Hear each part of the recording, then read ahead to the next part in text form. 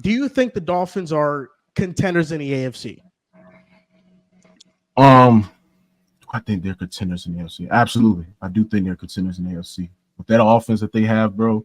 With with the weapons that they have on the outside. Raheem Mostert, a really good runner between the tackles as well. You have Tyreek Hill, who is the best wide receiver in the game today, with alongside with speedster wide receivers as well, right? This offense is very, very explosive, and I think that in the postseason setting, they're going against if they have the right matchup. I think the Dolphins can make a sneaky postseason run, but like I said, man, they have been another team that's been inconsistent. Most of the AFC this year has been nothing but inconsistent in mid this year. This has been, in my opinion, one of the worst seasons because of injuries and how inconsistent teams has been, and that mediocre teams are still in the run for the playoffs is crazy. But I think the Dolphins. Question that I have about the Dolphins is more their defense, but since getting Jalen Ramsey back, there's been a little slight improvement on that end as well. I like the Dolphins' chances.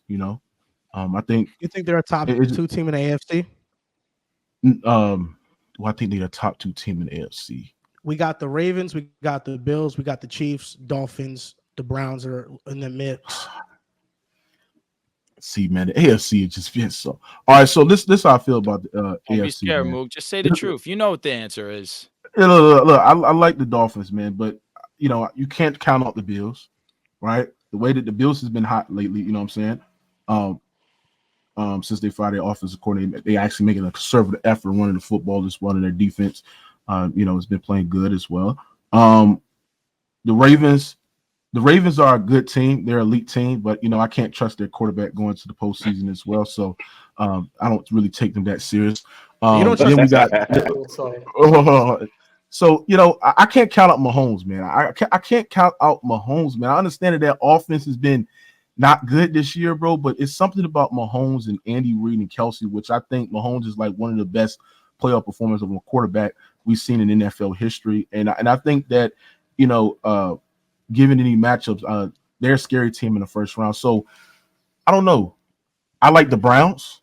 I also like the Bills and the Dolphins up there as well, and the Ravens up there too. So yeah, those are team right there that you gotta keep your eye on, bro, in the postseason setting. Mook, I'll say this, man. Don't be afraid to be. Look, don't be sheep is what I'll say, because that Mahomes, that Kelsey, that Reed trio, it's been known to be great, but what has it shown you this season, Mook? It hasn't been the same dominant force that we've seen in years past. That's the only reason I look at the Chiefs and I just think, hey, I don't know. This isn't the same team I've seen. I'm not feeling it. I don't think they're contenders. I really firmly feel that way. But would you say that the Chiefs have an elite defense? I think that they definitely have a really good defense. It was elite early on in the season. Haven't seen it be that same dominant force as it was early on. Still a great unit. I still would classify it as a great unit. But I look at this Dolphins defense. You said since Jalen Ramsey's come back, it's improved. No doubt about it. It has improved.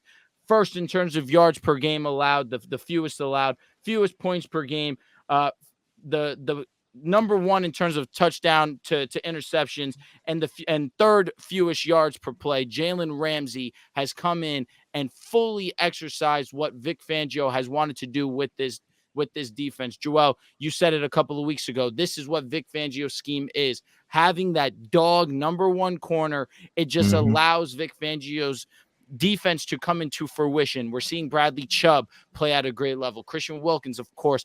It's unfortunate that we saw Jalen Phillips go out because he was having himself an unbelievable year, and that would only just make me feel even more confident in the Miami Dolphins. But let's not throw pizza parties after their first win over a 500 team. And I'm saying this for the idea of I'm expecting and keeping going forward. I'm not someone who thinks that they can't do this, so I'm not going to be over here and bragging over Joel's Dallas Cowboys Super Bowl champion pick to a win over them. To me, that's not what's going to move me. I've already been moved by this team. I know what this team can accomplish. Tua will be on his way to an MVP. This game versus the Baltimore Ravens, to me, is the fight between the number one team in the AFC. With the way that we've seen this Dolphins defense play since Jalen Ramsey's come back, And with the way that this offense can beat you through the pass, can beat you on the ground, we're seeing a chain slowly be integrated into the offense. But Raheem has just been such a dominant force on the ground. Of course, you have Tyreek Hill being the number one receiver in football. Jalen Waddle again banged up. It sucks because you see how much of an impact he had these last two games outside, of course, that game versus the Jets and then early on versus the Dallas Cowboys. I love the Dolphins, and I know for a fact that they can get this done and cruise on their way to that number one seed. They definitely have to be a top two team to me. I mean, a couple of weeks ago, you said you had the Dolphins making it out the AFC. That's your pick. Most definitely. That's your wait. I said that the Dolphins are making it out of the AFC. Yes, that's what you said. See, the thing is, you think that's a crazy take? I don't think it's crazy. I just want to ask that. My concern was was this offensive line getting as injured as it was? But the last 2 weeks, they've done an unbelievable job of getting back to Tua's bread and butter, which is getting the ball out quickly, not hesitating, seeing the field as quick as possible. They did that against the Jets, did that against the Dallas Cowboys, and were able to execute. Interested to see how they look versus the Ravens with how great and elite the Ravens pass rush has been. This will be that telltale of whether or not they do make it out of the AFC. But yeah, I'm going to ride with the most complete team because they are an explosive offense. And on top of it, that defense has been playing elite since Jalen's return. So that's your pick. Just want you to say it. I feel as if I'll ride with the Dolphins. I feel most confident in the Dolphins because they are the most complete team where we stand right now. Yeah, okay, but it's going to be like, but against the Ravens though, like your defense is really, really going to get tested against that Ravens. No doubt. Losing Phillips is terrible. Yeah. Losing Jerome is terrible. Jerome was having himself a baller season, but I still believe that with the way that this offense is still able to execute, wasn't able to get into the end zone that much, only scored one touchdown, but still were able to put up points, and the defense was still able to limit one of the best offenses in football in the Dallas Cowboys. But no doubt, Dolphins definitely are the most complete team, or at least the safest team to me right now in the AFC. What's up, Riff? How are we forgetting that Miami still has to go win Week 18 if they don't win this week? That guy won 17 and 18. Yeah, like, are we forgetting that? I'm feeling comfortable about that. You thought that Dallas would be the ones to beat Miami this past weekend. Am I wrong, Mr. Foreign? So if that's the case, if they could do they could do it once, they could do it again. The wire, but Tua, who you guys are telling me doesn't have that clutch gene, can't get it done, was still able to lead a game-winning drive and put his team in position to win the game. Oh, I don't know how I did that. He played well. I don't know how I did that, but he played well. Shout out to Tua for finally beating a test of beating a good team. Congratulations. He finally completed an A on his project. But now you still have to go beat Baltimore, who's just coming off beating the best team in the league. Like on both ends, they completely dominated.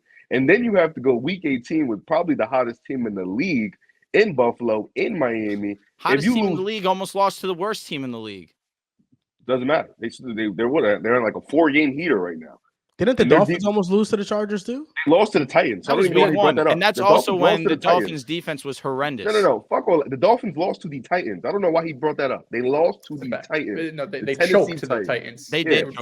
An all-time choking. 2 minutes. But Dolphins, they're an interesting team because if their defense starts to peak at the right time and offensively they can maintain this level, I do agree with Drew. They can be one of the scariest teams in the AFC because offensively, like Mookie mentioned, they have pretty much everything perfect. They have a good running game and Mostert. Even Devin Achane, when he gets in there, he can do some things. You know, they have Waddle, who looked good last game. They have Tyreek Hill, Tua, Mike Medina. Like, they have a great offense. And that offensive line, when it's healthy, has looked really good this year. So I think defensively, if they can maintain that level of play, which we're going to see against Baltimore, who gives you a perfect balance of pass and run, who they're very effective. Lamar is so hard right now to contain in the pass game, in the run game. He just makes every play. And realistically, every time the Ravens lose, it's probably not on Lamar. It's on the receivers dropping passes at key moments.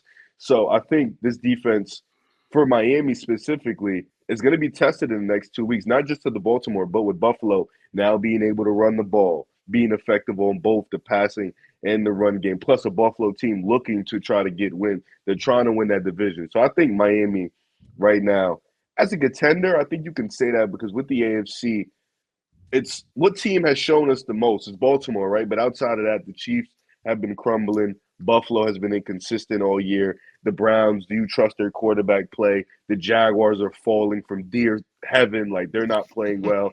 So it's really just been as of right now, it's whoever's streaking at the best time. And right now, Miami is looking like the team that's streaking at the best time. So I can consider them contenders in the AFC. You know, I think with the Dolphins is that you see that they're very talented on both sides of the ball. And I think this year in the AFC, you can make an argument for all of the top ones to make it out of the AFC, whether it's the Ravens, the Dolphins, the Chiefs, the Bills, now that they're a pretty hot team. You can make an argument for all those teams. The playoffs are unpredictable. So I'm not going to crown the Dolphins just because they beat the Cowboys. I do think that you look down the roster and it's like, okay, they have superstar pass catchers. They have a quarterback that's good enough. Not quite an elite quarterback, not one of the better ones, but he's a step above recent quarterbacks that we've seen go This to the is Super Bowl. embarrassing. I mean, we've seen it before. I mean, Jared Goff, 2018 with the Rams. You know, I put Jimmy Tua G. in that category. You know, he's a little bit above Jimmy G, but, you know, that Jared Goff here, you know, it's happened before. So they are a talented team. The Cowboys are an average team on the road. Jason Sanders had 15 points total. All-time game. Picks. All-time game. He had a game that restored a lot of confidence in a lot of Dolphins fans. You know, I was growing tired, Drew, of early in the season, week after week, you pounding the table for Tua for MVP. After week 5, that's when it was the most unbearable. I didn't hear that noise. My ears got a rest for a long time. I say for 2 months now. Now you're back on saying, yeah, Tua's MVP, because before it was Jalen Hurts. Oh, that Prescott's now in the running. You know, a lot of guys came in the running before you started mentioning Tua again. So I'm glad that you're finally out of the speakers shouting Tua's name. But we all know he's going to win the MVP. We all know what's going to happen. You don't even believe that. I know you don't. Oh, you think Tua's one? I know you. Tua's not the MVP. Hey, you could say he's not the MVP right now. It's going to be that guy that we're going to talk about a little bit later. That's probably the favorite. But the script is 100% there for him to win. And I said this weeks ago. Even so when the script ain't there for Dak, even though Dak back this year. I think Dak will win the division. Hold on. So y'all let one game determine on Dak's running for the MVP. He lost back-to-back games. If he was great against Miami, we could be okay, but you can. I can name games where Brock Purdy, who's in the MVP conversation, lost back-to-back games. Brock is against the biggest. Lamar Jackson was in the MVP running. He has lost back-to-back games or lost games as well, bad losses as well. I can everybody in the MVP. Your Wi-Fi is chopped. He's freezing up. But the issue with Dak was he was doing it against bad teams, and he finally gets to play 3 good teams. They dominate the Eagles, but then back-to-back L's. He won't win his division. It's chopped. It's over. Yeah.